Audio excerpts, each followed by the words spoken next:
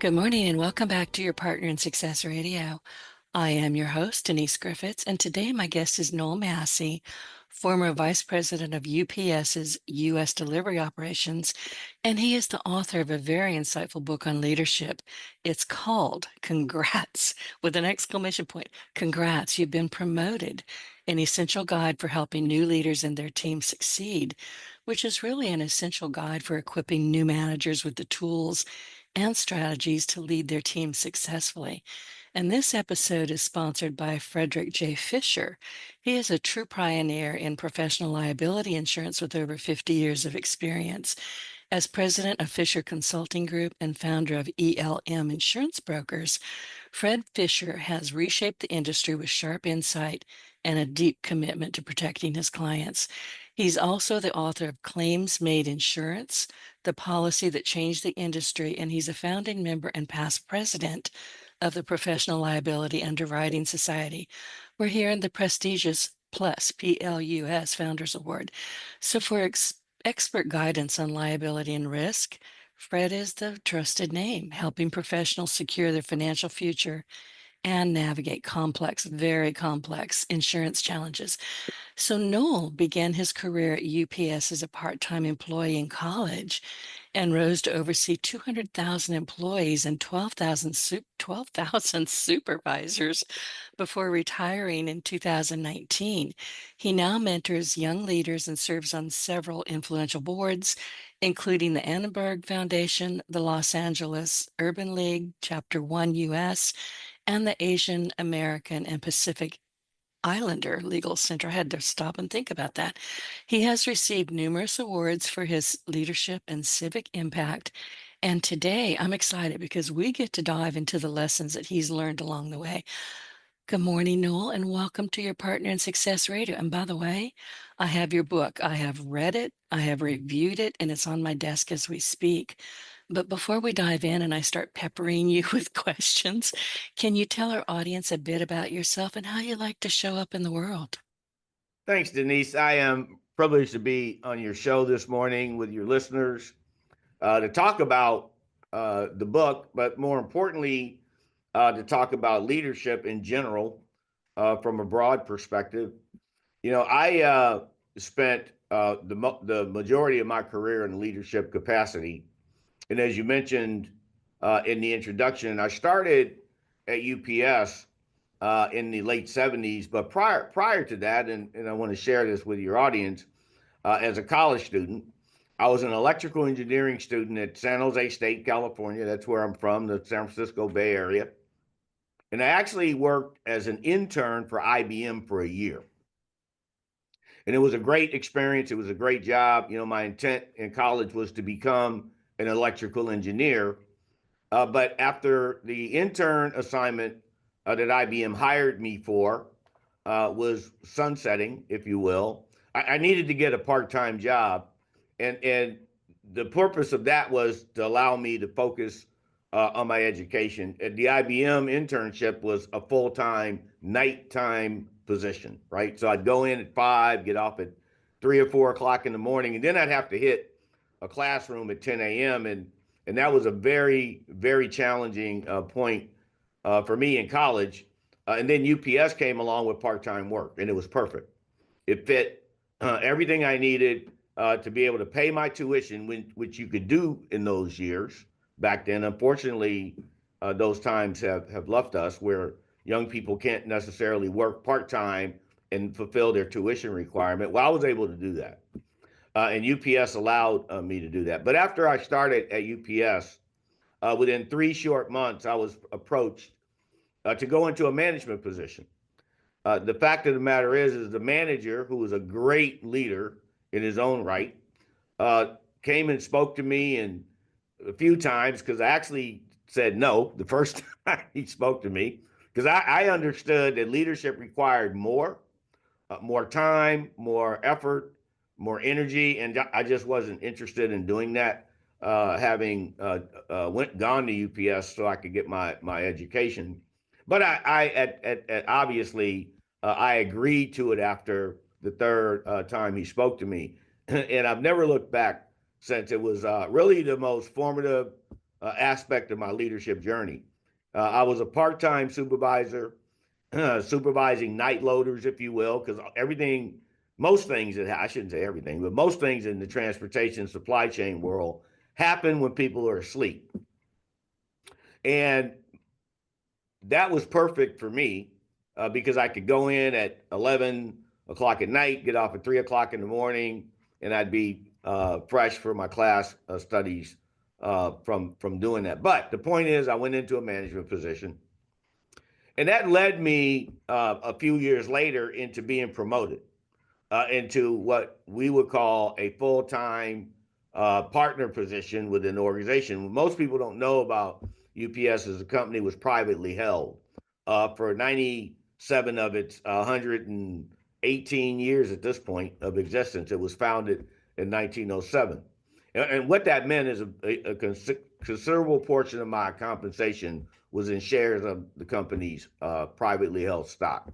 And so that being said, when I was graduating from college, Glenn Lebrecht, the manager at the time, approached me because I had given notice that I was actually going to go work for Hewlett Packard. And that's when everything in my life changed because Glenn informed me, which I had no idea, that the organization was looking at me for greater responsibility. And I accepted that greater responsibility. So in 1980, that's when I became a partner in the organization. And I had the responsibility for about 100 employees at that point under me. And then in 1984, I received another promotion to what was a distribution called a distribution manager, hub manager. And at that level of leadership, I had about 500 employees under me. And I was 26 at the time. And going forward, I became a division manager about 4 years later when I was around 30 years old. And what that meant is I had 5 managers working for me, and they all had their operation individuals, if you will, like I just described, 300 or 400 people under them. But the biggest move for my family and I, my wife Amanda of 35 years and my 2 sons, happened in 1995, where we went to Philadelphia, and I became the operations manager, or the COO in today's language, for our operation in South Jersey and Eastern Pennsylvania, with Philadelphia being the hub. And in 2 years after I got to Philadelphia, I was promoted to a president's position in Chicago. And from 97 until 2015, I was in a president's capacity with 5 different business units. And then in 2016, I became vice president of U.S. delivery operations. And actually, honestly, I was really looking at the next chapter of my life. And the COO and CEO at the time asked if I would not do that and if I would take the responsibility for our U.S. delivery operation, which meant I would coordinate that part of our business that was led by 17 presidents and their teams across the country. And it was a great experience. The one thing that I would always reinforce when I'm talking to young people, because I would do that a lot in college campuses and seminars and those kind of things, is that the one thing about my career is I had long days, I had tough days, I had hard days, but I never had one day that I didn't want to do what I was doing. I made an active decision to have a career in a leadership environment, and it was the best thing for me in the way that I see the world and the way that I'm built, because I'm a very social person. And so that was why I didn't take the position at IBM when I was coming out of college, because I loved what I was doing, candidly. And my advice is always to young people, do what you love to do. So every day you wake up doing it, you feel passionate about what it is you're doing. The one mistake so many young people make is chasing dollars, and it doesn't work, candidly. What you can chase is excellence, perfection. Those are the kind of things, developing yourself, that you can, invest in, and the other things will come as a result of you being successful with those. Nothing else, simply stated. So spending time on personal development is very important. And that's a big thing for me. I am very much a development focused leader. That's something I spent the bulwark of my career investing in, was the team members, because teams win, not individuals. And I'm not saying that as a cliche, that's a real thing. And so my book is really about teaching young leaders as they enter into their career in leadership that although it's not rocket science, it is a science. And if you're not making the time to invest in yourself to be an excellent leader, then it's probably not going to happen. No one's going to show up and knock on your door and go, "Hey, by the way, I heard you need help on leadership." It's not going to happen. You're gonna want to be in a leadership position. A position's going to be open, and they're going to raise their hands and go, "Pick me, pick me." They're going to get picked, and after they get picked, now it's about understanding and learning how to be effective as a leader. Because there's not a lot of content out there, at least that I'm aware of, and I've looked a lot. I read lots of books annually and use them in my profession.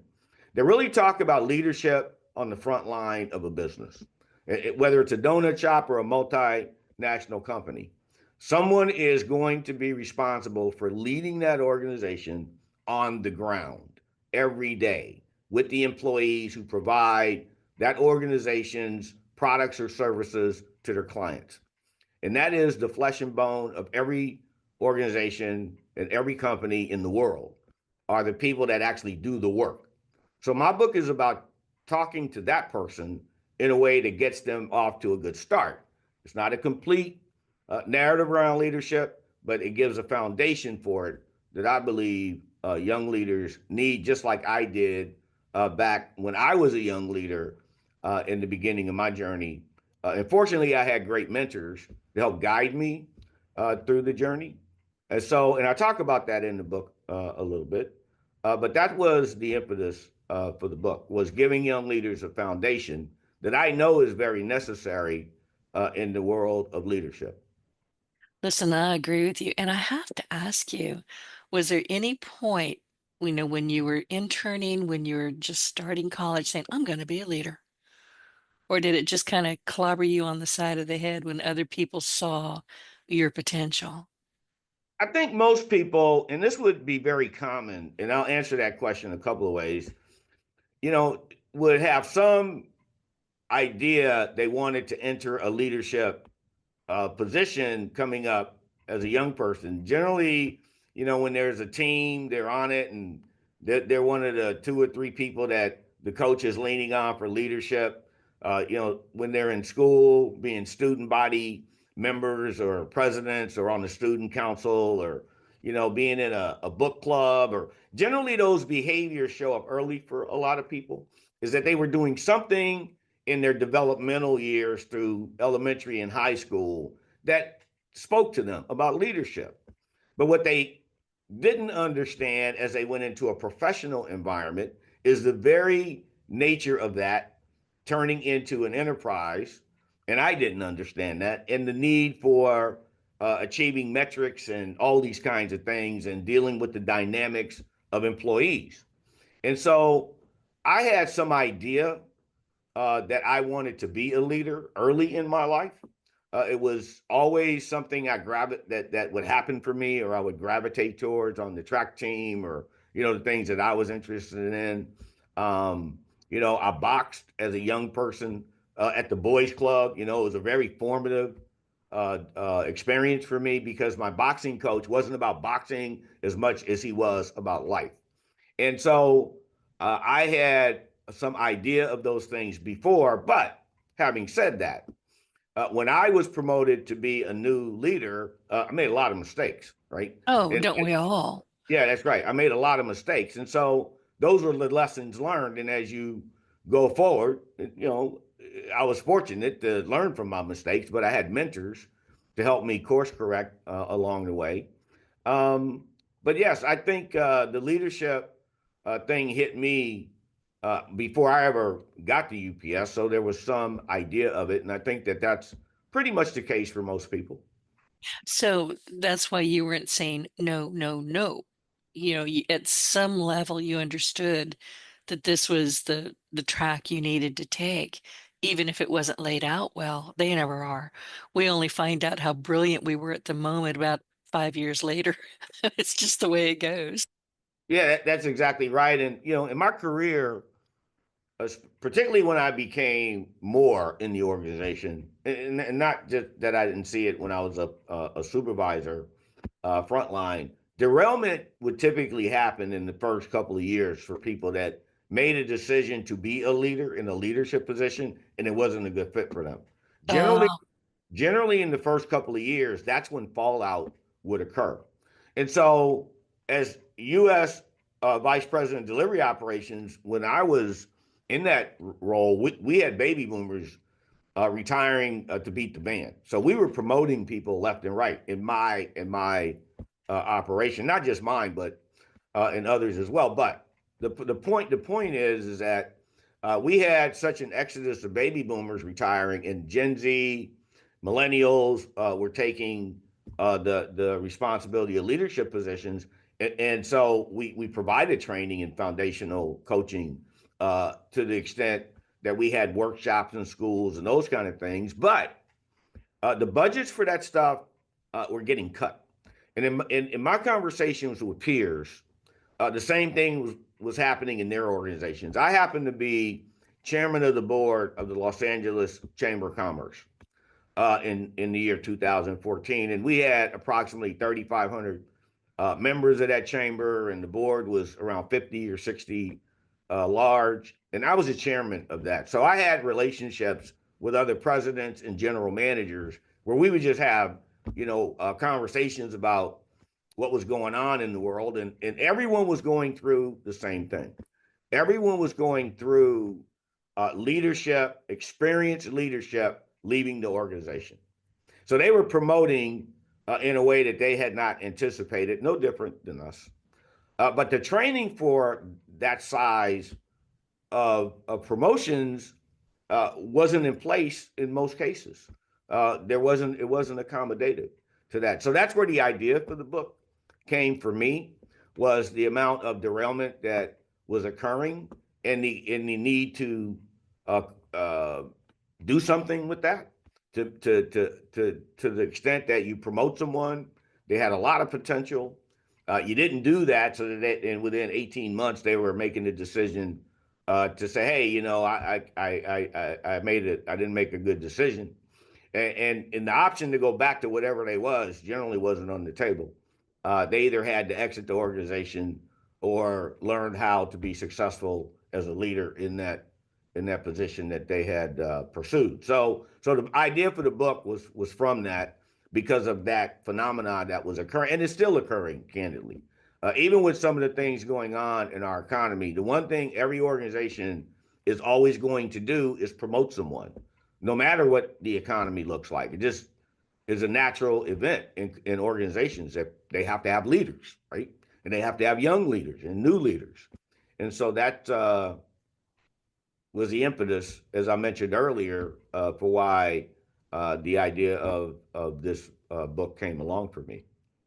well, let me ask you this. And you're talking about leadership, which is to me is I talk a lot about leadership on this podcast, but what qualities do you look for in emerging leaders? And you just mentioned something that I wrote down. We're always promoting.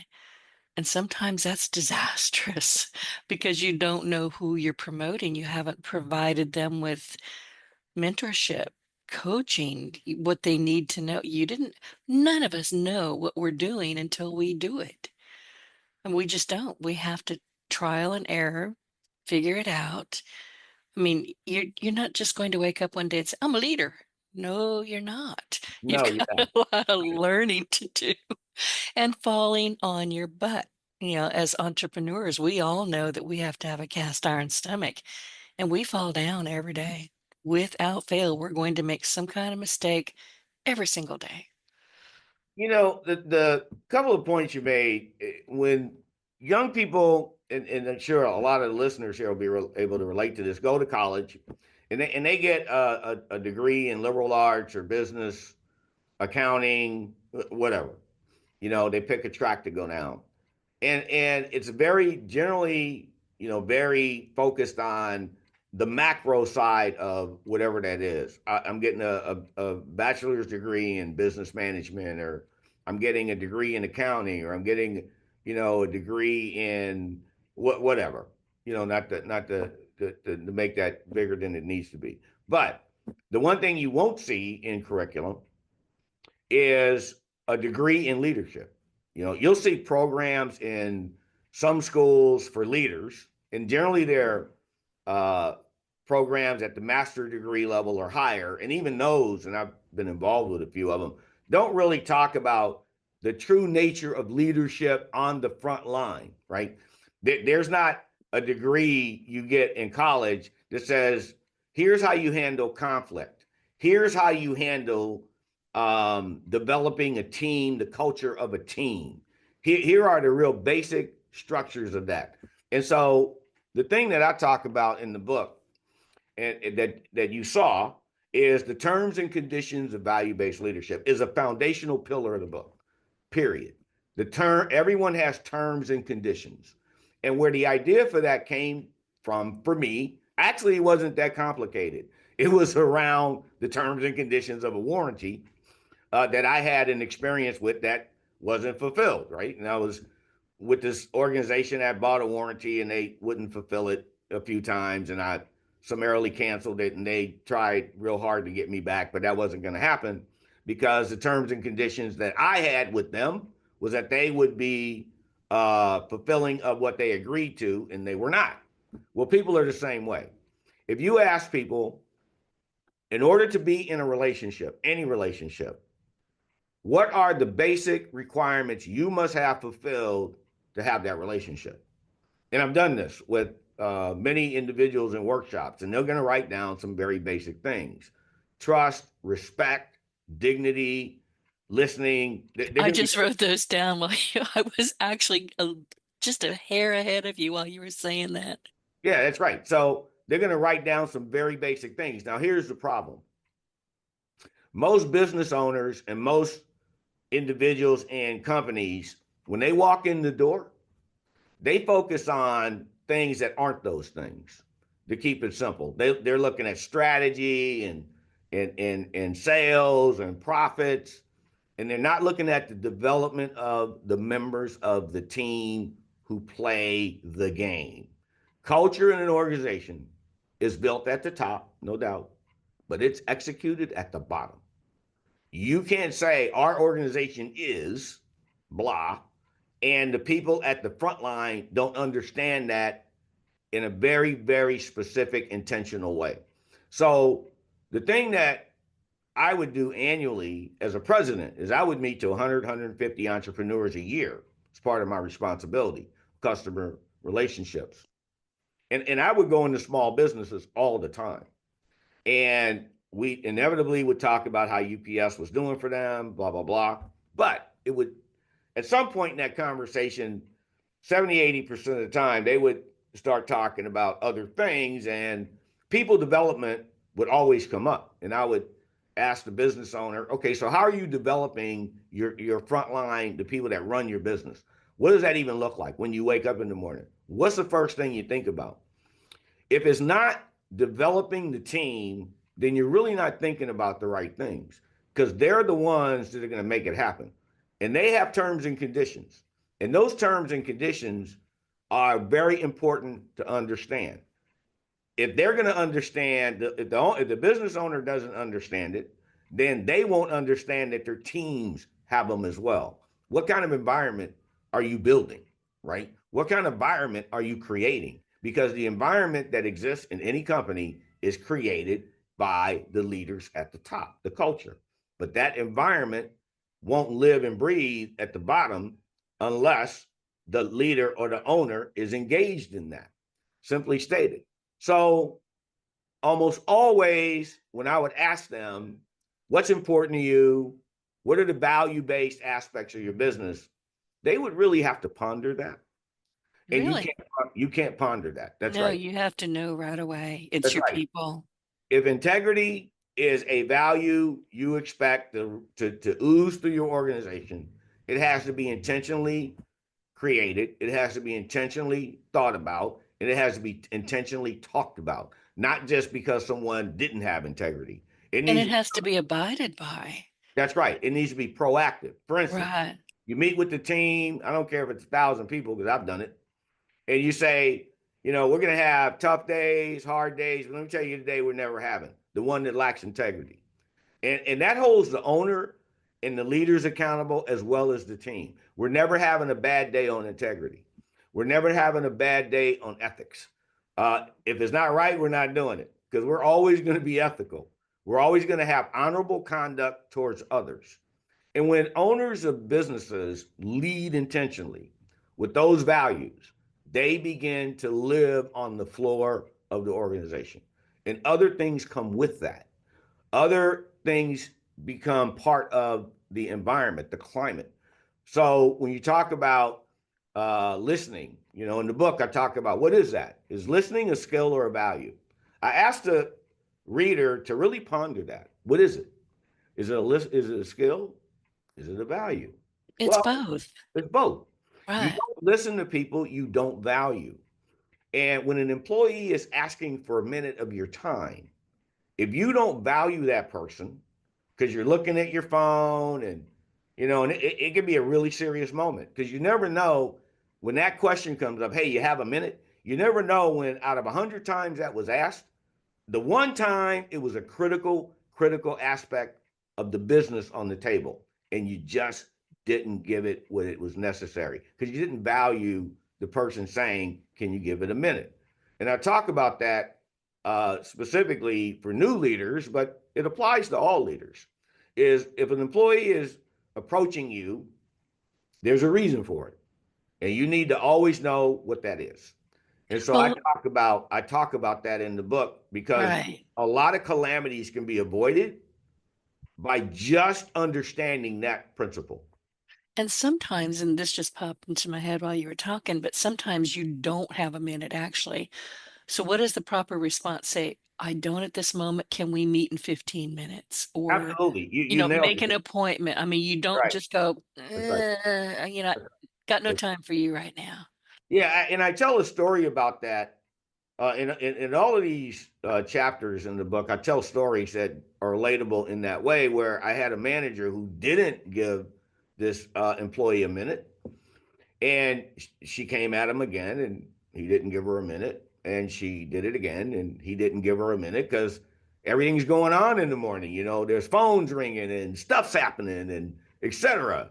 And a lot of companies have employees who work away from the facility, right? So you have like a 15, 20-minute period of time where you actually see your people. So she became frustrated because he wouldn't give her a minute. And so, you know what? She went another path. And that path was outside the company.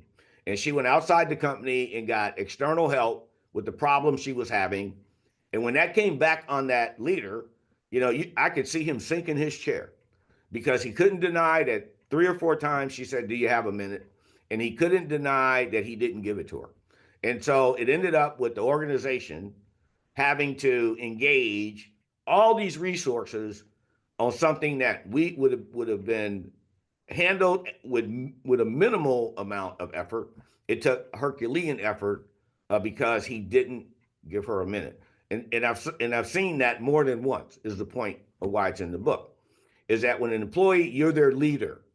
So let me put some context on this. Do you think when a player on the Patriots went to Bill Belichick and said, "Hey, Bill, you got a minute?" that he didn't give it to him? No. Do you think that Nick Saban, when one of his players said, "Hey, Nick, you got a minute?" that he didn't give it to him? Okay, of course he did because they matter. They're the ones doing stuff. They're looking at the leader for guidance and mentorship and direction. And when they ask for it, the leader is communicating many things, not just importance, but the terms and conditions of leadership is that your people come first. They always come first. And it's interesting to me when I talk about leaders and I say, okay, what value I ask if they have children or whatever, most of the time they do, or something in that way. And I go, what values are important to you that you want your children to have? And they'll say, oh, these are the things. Say, well, what about those 200 people on the floor out there? What values you want them to have? And then after the aha, I go, so how are you leading that? How are you developing the people out on the floor that work in your organization to help you candidly be successful? How are you developing them? Because most of them are young people. What does that look like for you on a daily basis? And almost always things change in a minute for that person when we have that conversation. And I think that's important that people understand that values, we talk about them, but at the end of the day, you have to develop a culture where they live and breathe. And when employees come to you and they need a piece of you, you have a responsibility to give it to them. And you know something else, and I hear this a lot, and I'm positive that you do as well. You'll get a question. I'm a web developer by trade. You know, I do have this podcast. I get a lot of questions, and I'm grateful for them, but I don't always have the answers. And I've had to learn instead of being a smart alecky smart aleck and just pop up with something because that's my who I am. I'm a smart alecky smart aleck. And I will have to pause and say, I actually don't know. Can we reschedule? Can we schedule a time for me to, figure it out, get back with you an answer, and we can discuss it at another time? Don't give the first answer that pops into your head. It's almost never right. That's exactly right. So what you just said is very important. One of the things that I would always say to my executive team, because I had CFOs and directors of HR and directors of engineering on my team, know what you don't know. And don't Yeah. try to Yeah. behave in a way like you know it, right? That don't show that kind of hubris around your people. Know what you don't know, have the humility to say you don't know. But generally speaking, Denise, when employees are coming to ask you questions, and I, as a president, I would start much of my day would start on the floor in the operations, talking to drivers and frontline people, and that was never to minimize who was in charge of that thing. I'd have them with me most of the time. But the point is they didn't have a political agenda, right? They would just tell me straight what was going on. If I said, "Hey, John, what's going on? How's the job going? What are you thinking?" He was going to share with me what was on his mind. Period. The same thing would happen whether the person was a 30-year employee or a 5-year employee, right? And so I could feel the temperature and the tone and the climate of how things are going. And most of the time, it helped me be better at coaching the team. But having said that, know what you don't know, and don't behave like you know it. As a matter of fact, that's why you have a team, right? Because when you give a team um, the question or a mission, they're going to figure it out. But when a person's coming to you, the most important thing is not knowing the answer to their question. Number one, it's keeping your word that you'll get back to them on it. It's, Right. that's Right. it. Is Don't that forget about it. Don't get busy. right? Write it down in front of them if you have to. Yeah, but I want to really emphasize keeping your word.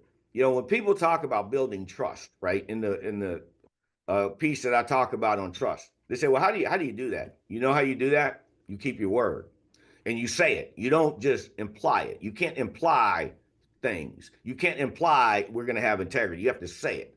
You can't imply that we're going to have ethics. You have to say it. And when employees would come to me and say, "No, blah blah blah blah blah," right? I'd say, "Hey, you know what? I'm not really familiar at this moment with that, but you have my word. I'll get back to you." And that works in reverse. When people understand you're willing to say that, now you can't walk around saying it like all day, but No. in critical moments, when employees know that you're willing to say that, it permeates the workplace. They go, no, he's a man of his word. She's a person of her word. That becomes very powerful.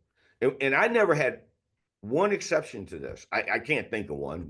If there was one, I'm not aware of it. But when I would talk to employees before I became a president, as I moved through my career, and I learned this from my grandfather who ran a barber shop, is that when a critical moment came up, an employee was having an issue, and I would say, "Denise, okay, so we had this conversation about X, Y, or Z.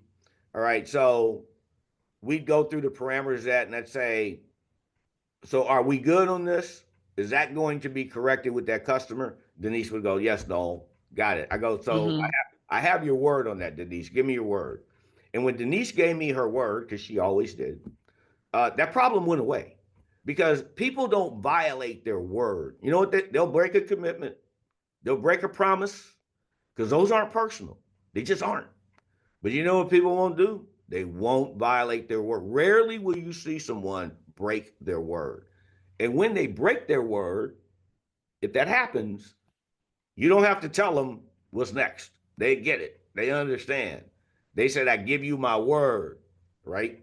And that's a really important aspect of leadership is integrity and honesty are really important, and building trust comes from repeated examples of the leader keeping their word on critical things and saying it that that's what's going to happen. And I'm so glad you brought that up because people maybe, and this is just an observation, but it seems to me that some people don't understand that they're being watched very closely, no matter where you are in the organization or if you're a politician or a teacher. People are observing you like your children used to observe you. They say, well, Daddy, you did that. Why can't I? We're being observed, we're being watched all the time, and I don't even know how to say this, we're being observed, and people are making observations and figuring out if they trust you, whether they like you, whether they're ever going to do business with you, or recommend that you can be hired somewhere else. You're being watched. And when your words are not congruent with your actions, oh boy. Oh yeah, in the book I use a phrase for that, and it's you're always being evaluated. There you go. That was the word I was looking for. There's no casual moments in leadership. And I pound that one hard with the new leader. And I actually wrote a couple of articles for a couple of magazines about that. And that was the title, You're Always Being Evaluated. And it's like the most recent example of that happened this week was the CEO that was at a Coldplay concert. I didn't know if we were going to mention that. Oh yeah, we're I going to talk mean, about it. we have to. Yeah, I, we're I, going to I talk about have it to tell because you, when I saw because that guy duck, if yeah, I would have right. had any respect for him, but when I saw him duck like a little girl, I Yes. thought, what a weenie you are. That's exactly the word that came out of my brain. What a weenie. Well, think about that moment because that's what happens in leadership. That's an amplified example of a moment that was now throughout the entire United States. Are you kidding me? Like, Oh, it's across the world. that's right. That's Millions right. of people So, have so, seen so that. his whole life changed in a moment in hers. But you're always being about. There's no casual moments in leadership, and I would say this to my executive team, and that's a really good point you just brought up.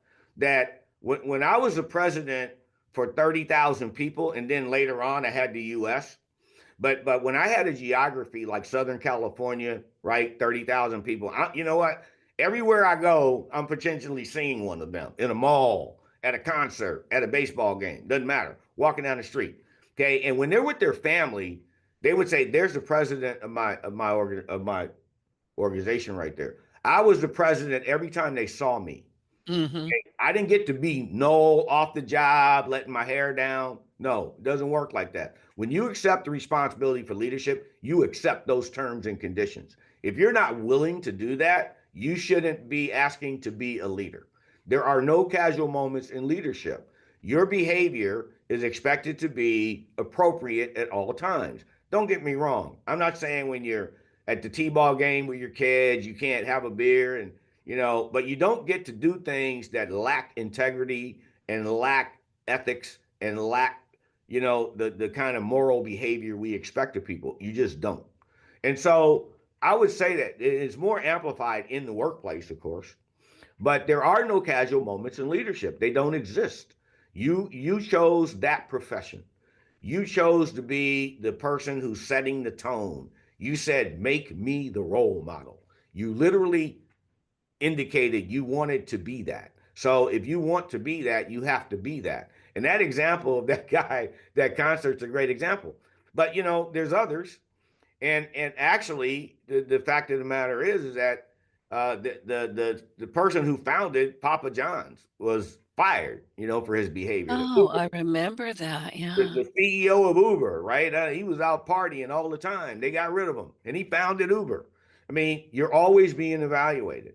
So in a conference room, when you're having a meeting with your staff, when you're on the floor with your people, okay, they're looking to you to say, what does good look like? What should I expect from this organization? And that's what leaders have to always understand. Is there really, they may, and I would see this all the time as a failure in many respects with leaders, is they wouldn't understand that. And there'd be a consequence for not understanding it. Well, going back to what you just said about integrity, and we'll go back to Coldplay because I saw that and went, you have got to be kidding me. But the biggest issue for this person, this former CEO, and I would see it all over Twitter. Well, if your wife can't trust you, why should your shareholders trust you? No Why doubt. should your team trust you? It was pretty bad.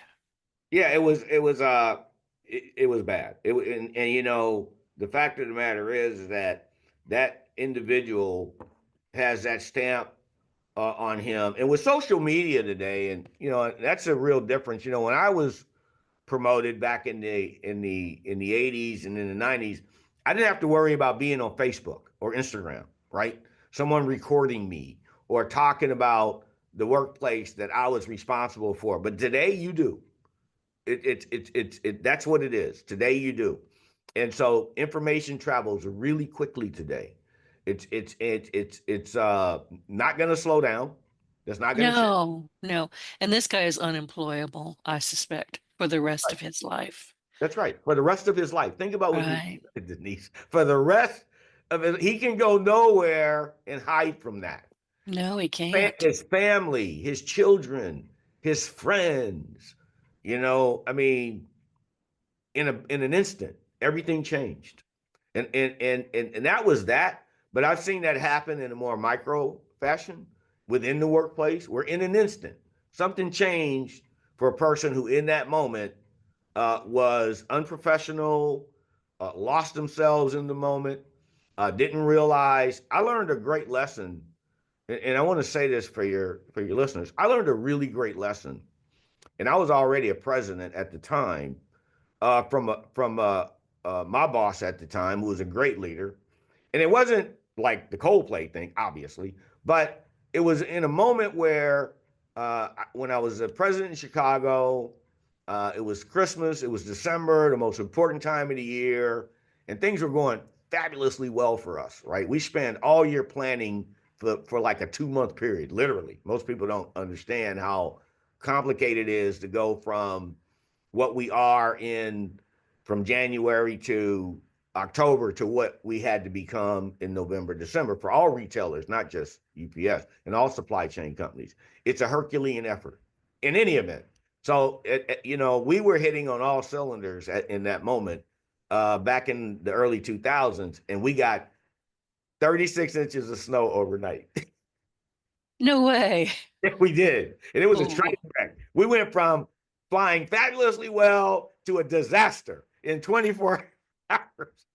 And I had customers, right? It's Christmas. And customers were coming, just going nuts. They're like, hospitals and nursing homes, not just Christmas presents. You and know, Amazon. that's What right. was Amazon thinking Where's right our then? stuff? Where's our stuff? Where's our stuff? Right. News trucks were on the front door. I mean, we had news trucks, reporters. Oh, It was amazing. And so, in any event, I had this. I just had an interview with a reporter or something like that, and and the reporter was asking me questions that I thought were absurd. So anyway, I'm telling my boss about it, and he's like, "No, okay, let me just say this to you. You need to understand as a leader that you're going to have moments where you don't get to be human. You don't get oh. to say, I'm human. I'm human. I had a moment. No, you don't get to ever have that moment. Is that you need to understand that if you need to have that, you need to go in a closet and close the door. That you're expected to rise above human emotion as a leader. You're expected to really know when that moment is on the table. And that was a great lesson, because when the moment comes, you need to be able to know as a leader that this is a moment where my emotions about this situation are inappropriate, that I need to manage this professionally. I need to lead this professionally. And when he said that, so from that point on, honestly, I was in my 30s at that point. From that point on, I was always aware when a moment showed up for me where my emotions about a situation were not applicable in that moment, that I had to lead that professionally. I had to think about that moment that way, and I had to represent in that way. And that was an important lesson I learned. And that leads me to a question that I've always kind of had in the back of my mind, and it's called the pause. There's nothing wrong with pausing, taking a deep breath, thinking about it, and then responding. They'll wait. That's right. In the book, I use a technique called stop, pause, and listen, right? And I teach that technique. And the point of that is that when something urgent is happening, stop, don't talk. That's what Right. that is. Okay. Shut up for That's a right. moment. Just take That's a right. moment and don't That's right. speak. Stop, pause. Now, put the phone down, look the person in the eye or the situation and say, okay, now let's go through this so that there's zero distractions around you. So that you can almost go into the cone of silence. Like there was this old TV show called Get Smart, where they would go into the cone of silence, right? It would come down over two people, where you like go inside this thing and there's no distractions and you're focused only on what's happening in front of you with that person. That's really important. Cone of silence. I'm going to have to go look that up. I like the idea because as people, as humans, we tend to just wait for you to stop talking so we can jump in with our observations. That's correct. That's just wrong. I'm telling y'all right now, don't do that. That's that I'm just human, right? The person's Right. talking and you're already fixing an answer in your head and you already know what you want to respond. So that means you're not listening. That's what that means. It means you're really not digesting what's being said, right? And the fact of the matter is that that's going to happen sometimes, but that cannot be your MO. That can't be how you operate. And sometimes you have to just go back and say, I am really sorry. I jumped in when I really shouldn't have. Can we discuss this again? Because Sure. sometimes you have to go fix it. That's exactly right. One of the biggest lessons that I learned early in my career is that, when you're the leader, that people will follow you and they will have confidence in you as long as they have no doubt of your integrity, right? As long as they understand your integrity and your intentions as a human being, and they'll forgive you even of the mistakes you make, right? And admitting those mistakes is the first step to being able to get that kind of confidence from your team. So you just hit on a really important point. But what happens in the real world is the ego gets in the way, right? The ego walks in the room. And I've seen this a million times where the ego becomes the biggest barrier to leadership success. And we talked about a couple of CEOs that founded companies that aren't the CEOs anymore. And I'm gonna tell you the reason. You can look at all the things that happened around them, but let me tell you the fundamental reason they're no longer the CEOs of those companies. They're egos. They're egos. They're egos. There's no place for that. Humility is important. And so, having said that, humility gives you the ability to listen and not interrupt people while they're speaking.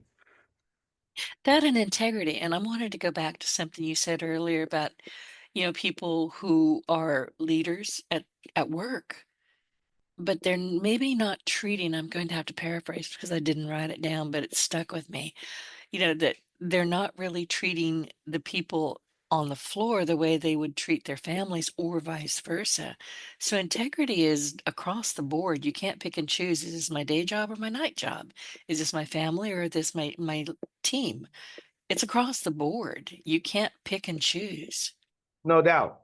And again, what's different? Most leaders when they walk through the door of their house, right? Their families won't allow them to treat them like employees. Right. Right? They'll So get hey, their butts kicked. They that's right, right. really You're not will. the CEO in this house, okay? You're not the president here, right? When they have that 16 or 13-year-old, that stuff isn't gonna work. So then Nope. when they go to the job, they're like, okay, here, everyone has to do what I'm saying because or else type of stuff, and that's just wrong. The fact of the matter is, one of the greatest things for me, and I'm very blessed. My two sons are 30 and 32, and I say this with a lot of humility, is my relationship with them as a dad was built on the things we'd just been talking about. And if they were standing here, they would say, "Yep, that's not just copybook from my father. That's real stuff." Because I had a career of it, and I would talk to them about ethics and integrity when they were like in their adolescent years at 8 and 9, honestly, in the way that they could understand then, no question about that. But one of the things that I would say to them as young children was, you can't hope to get more than you give. That's kind of a fundamental natural law. That's a natural law, and people don't understand it. You can't hope to get more than you give. What does that mean? That if you're not giving, why should you expect to get? Okay. And I don't care, pick something. Talk about finances. If you're not saving, why would you expect to have savings? If you're not investing, why would you expect to have a retirement? If you're not investing in the people under you on knowing how to do what you would like them to do well, then why would they do it well? It doesn't work like that. If a head coach of a football team wants his wide receivers to be great at catching the ball, he needs to be great at teaching people how to catch the ball, right? They're going to come with some natural talent, but there's no argument that teams, whether they're in sports, mimics life. It really does. Why do they work so hard on what they do? Why do they spend all week developing a plan and practicing and practicing and practicing? Okay, because winning takes that. Being successful takes that. And so, same thing happens in daily life. It's not different. And people want to make it different. So, in your home, right? Outside your home, you don't get to say, when I'm at home, I'm going to value listening and integrity, and I'm going to be, I want my kids to value those same things. But that work, that just, no, not so much. That doesn't work. And it's the same thing happens. And one thing that's another fallacy that I want to add is the leave your personal problems outside the door and come in here and behave like you don't have them. Okay. Right. That's a joke. And Okay. That's no, a joke. but it's really not because I'm here alone. I don't work with others well. I play with scissors. I can't be in somebody else's office. So I created my own job, if you will, my own lifestyle. But I have to every once in a while leave my personal problems in the living room. Yeah. hmm The fact of the matter is that human beings are human beings, Yep. away from work and at work. And as a leader, if you don't understand that well, you're going to create problems for your people, because the fact of the matter is that the human being that was outside the door is the same one that came through the door. The behavior you want from that human being is going to be impacted by their entire narrative around the workplace when they're in it. And you want them to feel good when they're in it. If anything, you want them to say, well, I'm walking through this one door where things are great for me, right? Things are great for me. I'm going to have, I'm respected here. I matter here. I want to be here, and that's the environment Perfect. you want to create for your people. Perfect. You said something earlier, and I wrote down Jim Tunney. Now, you know who Jim Tunney was. I do. Dean of NFL referees, and you and I have talked about him briefly. He was a very dear friend of mine, and I worked with him for a decade or better before he Oh wow. passed. Okay. Yeah, he was genuinely one of my favorite people in the world. But you said something about when you were on the floor, you made it a point to go out on the floor and talk with your people, connect with them. And Jim Tunney, he was the dean of NFL referees, no question. He was also a very famous speaker, but he was a superintendent of very famous schools in California. He was not one of those people that hid in the office and didn't come out. He started every school day out in the playground, out in the field. He was talking with everybody. And do you know, to this day, people still remember him, not just as a very famous, NFL guy, but as that school. He was the leader of these schools, and they love him. So when you said that, I went, Jim Tunney, I knew exactly what you were talking about. Yeah, that's a great story. And he left a legacy, right? That's what life, Oh, yeah. Yeah, yes. legacy, the one thing, and finally I'd like to, build on that, is that legacy is something people shortchange in their lives a lot, but then it becomes really important at the end, you know. And so if you think about how do you want to be remembered, how do you want to be thought about, I'm a big fan of Stephen Covey, and he wrote Me a book, too. yeah, Me the too. seven habits of highly effective people, right? And one of the habits is begin with the end in mind. Begin with the end in mind, right? So how do you want your peers, your superiors, the people under you, right? All three levels under you, your peers, your superiors. How do you want them to see you? That's number one. And then number two, what are you doing to help them see you that way? How do you know how they see you? Uh, what are you doing to get feedback around that? Are you looking for mentors? Because mentorship's important. Having a cup of coffee with someone once a year is a mentorship relationship. Matter of fact, I don't advocate for these formalized, we're going to meet every month type of things. I really don't. I think that needs to be based on the mentee going to Denise and saying, hey, Denise, can we have a cup of coffee? I just want to talk about some leadership things that I have on my mind. It's not about sitting down with Denise to talk about anything else. It's only development, not about your boss, not about the company, not about any other topic. But what are the narratives around great leadership? Because I admire yours, and that's why I'd like to have a cup of coffee with you. I've done that with young people throughout my life and career, in my career life, anyways, and it always helps them become better. But I always put the responsibility on them for not only asking for that kind of feedback, but then executing towards that feedback in a way that's identifiable. So, the thing you just talked about with Jim Tunney is about legacy. Is he left a legacy? And so, what legacy as a leader are you trying to leave? Exactly. And I know, like, we're both voracious readers, so I'm going to recommend a book. You talked about Stephen Covey. I interviewed his daughter twice, and he was going through dementia, and they wanted to write this book before he completely went into, the point where he couldn't really function anymore. And it's called Live Life in Crescendo. It's called Your Most Important Work is Always Ahead of You, and it is an amazing book, and it's his final book. So take a look at that book and then tell me what you think.